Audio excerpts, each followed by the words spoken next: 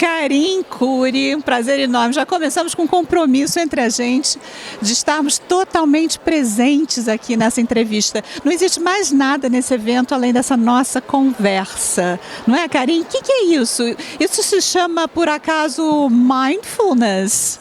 Exatamente, Celina. Isso é mindfulness, em português muito conhecida por atenção plena ou consciência plena, e é uma habilidade essencial para a gente ter qualidade de vida nos dias de hoje, porque normalmente a gente está fazendo uma coisa, mas a nossa cabeça está em outro lugar.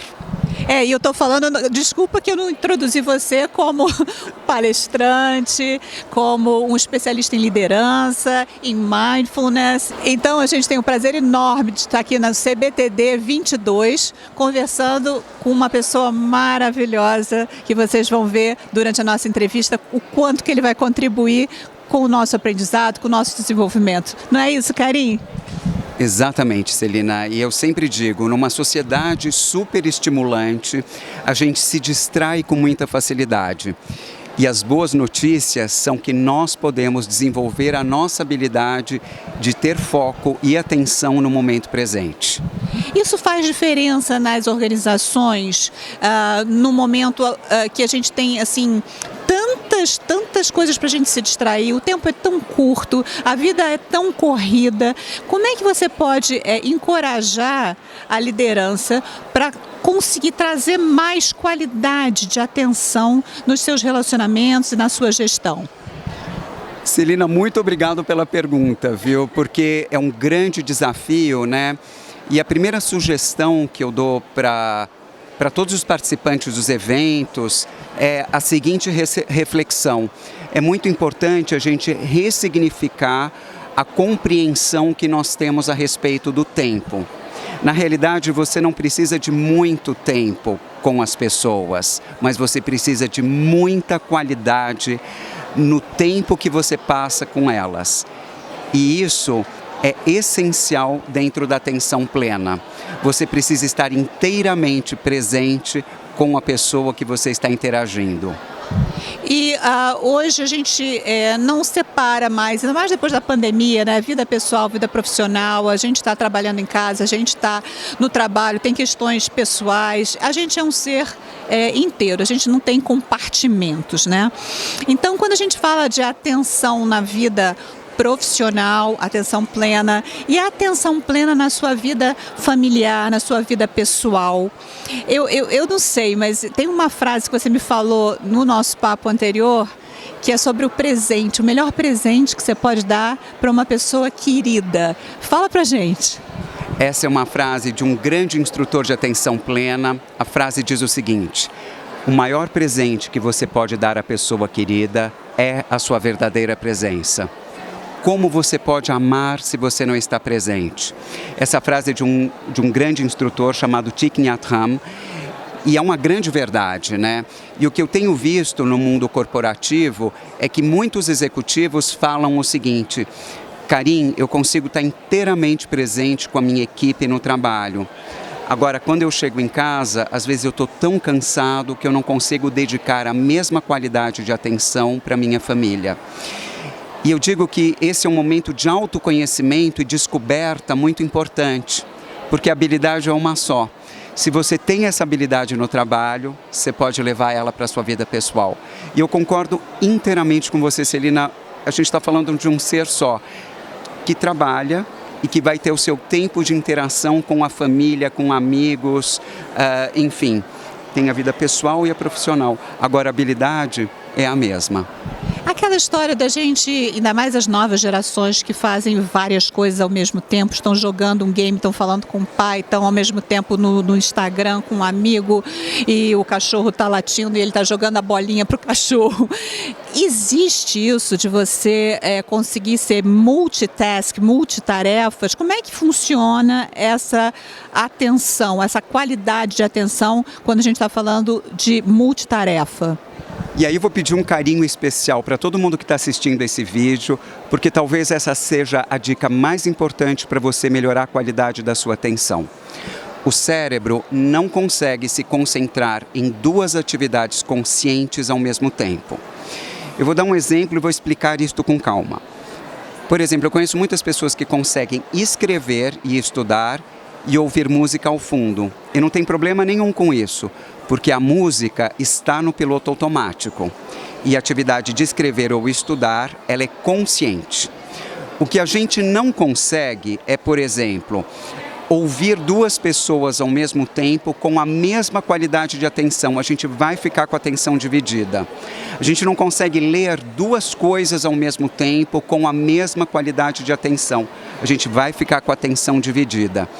E cada vez que a gente está fazendo uma atividade com atenção plena e a gente muda de atividade, a qualidade da atenção também muda. A gente demora um tempo para ter a mesma qualidade de atenção. Então, a minha sugestão é que você comece a praticar uma atividade por vez, por dia, com atenção plena. E pode ser uma atividade muito curta, como, por exemplo, escovar os dentes, que vai ter duração de 1 a 2 minutos, né? E eu gosto de citar novamente o Tai, esse autor que eu falei. Imagine o poder das nossas ações se elas contivessem integralmente a nossa atenção. Mindfulness é a capacidade que existe em cada um de nós de estar totalmente presente naquilo que está acontecendo. E isso é essencial. Imagine o poder das nossas ações se quando você estiver mandando uma mensagem de texto, você está plenamente atento ao que você está fazendo. É isso que vai evitar o retrabalho e a dispersão. E a quantidade de mal-entendidos, não é? E eu acho, quando você está falando de atividade, tem uma frase que eu acho que é do Jon Kabat-Zinn, não é? Que você também me trouxe, que eu adorei. Desenvolve nisso aí, por favor. Então vamos lá. Quando estiver tomando banho, verifique se você realmente está no banho. Talvez você já esteja em reunião de trabalho, ou talvez a reunião inteira esteja no banho junto com você. Essa frase é de Jon Kabat-Zinn mesmo e traz uma reflexão profunda. Será que enquanto eu estou tomando banho, a minha cabeça está no banho ou eu já estou na reunião de trabalho? Né? Será que quando eu estou fazendo a minha refeição, eu estou com foco no meu alimento ou eu já estou pensando na sobremesa? E essa é uma habilidade que a gente pode desenvolver, é trazer o nosso foco de atenção para o aqui e para o agora. E como é que a gente faz isso? Usando os nossos sentidos. Mindfulness não bloqueia pensamento, a mente foi feita para pensar.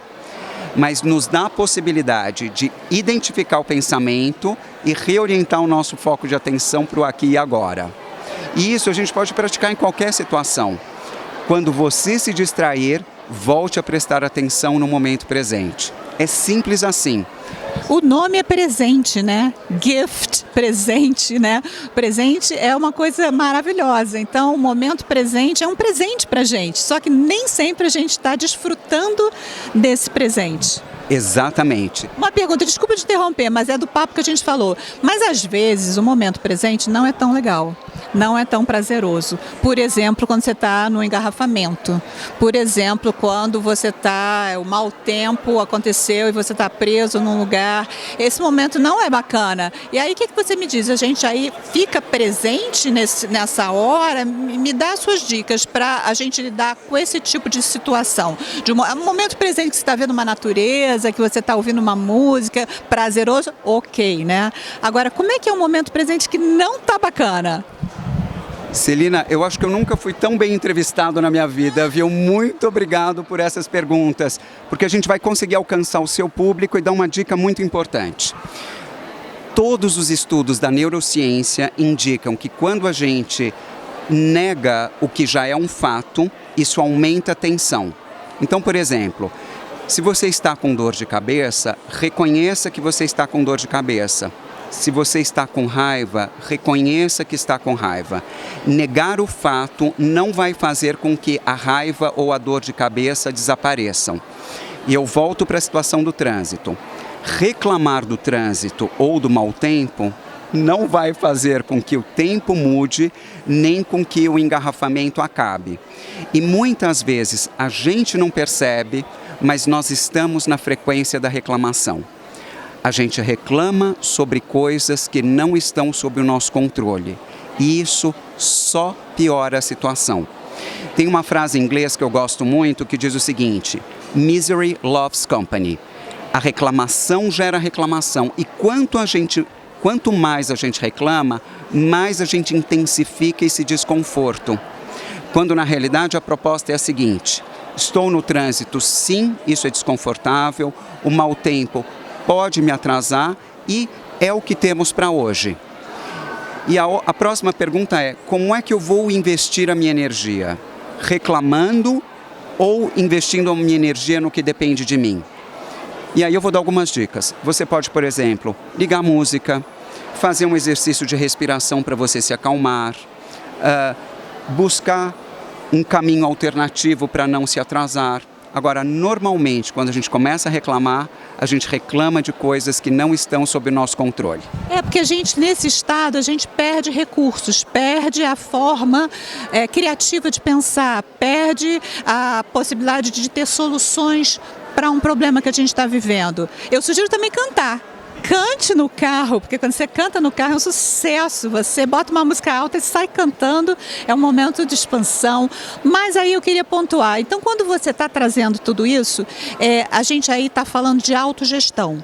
Em primeiro lugar, o seu autoconhecimento, você entrar em contato, estar consciente do que está acontecendo com você e depois fazer uma gestão desse seu equipamento aqui para poder lidar com uma situação que não é prazerosa, mas que ela pode se tornar, se você não tiver uma boa gestão da sua energia, dos seus pensamentos, das suas ações, numa coisa infernal, de um pesadelo.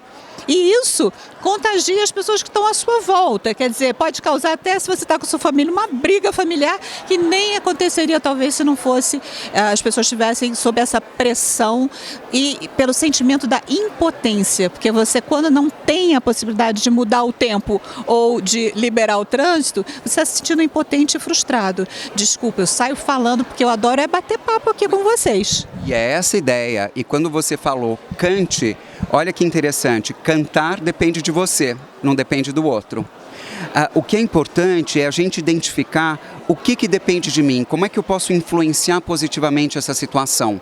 Senão a gente fica refém da reclamação e aí vai o perigo. A gente se coloca no papel de vítima. Gente, olha, eu falaria e conversaria com esse homem aqui, assim, dá para ser um workshop aqui. É um espetáculo, eu tenho prazer. Não, e ele é palestrante internacional. Eu acabei de estar com ele agora nos Estados Unidos, na ATD, a conferência em Orlando, e ele falou para milhares de pessoas lá. Enfim, foi uma experiência maravilhosa. E ele, para você saber um pouco mais do trabalho do Karim Khoury, você tem um livro aqui, aliás, é o seu 6º livro, não é isso? Então, Advertising Time, vai lá, fala um pouquinho pra gente como as pessoas podem conhecer melhor o seu trabalho, Karim. Então, esse livro, o título dele são 33 dias para acalmar a mente e despertar a sua melhor versão. E cada dia você tem uma dica prática do que você pode fazer para ter uma vida com mais calma, para de fato poder despertar a sua melhor versão. E despertar a sua melhor versão tem a ver com o que você falou, Celina, que é um trabalho de autogestão. Como é que eu me conheço para poder gerir melhor as minhas emoções e ser uma fonte de influência positiva para as pessoas que estão em torno de mim. Ganha-ganha, tudo de bom, fazer um mundo melhor. Se você olha para você, se você cuida de você, você está trazendo para a humanidade mais harmonia, mais equilíbrio, mais paz. Se todas as pessoas tivessem essa autoconsciência, o mundo seria bem melhor, não é isso? Brilhante, e eu acrescento, é aquela coisa da máscara de oxigênio dentro do avião. Na falta de ar, primeiro você tem que colocar máscara em você para depois colocar na pessoa que está do seu lado, né? E a grande reflexão que eu trago é, para você que cuida dos outros, você tem que antes cuidar de si mesmo e de si mesma. Espetáculo! Amei, muito obrigada! Tudo de bom! Inside Conferences no CBTD 22. Um beijo para vocês.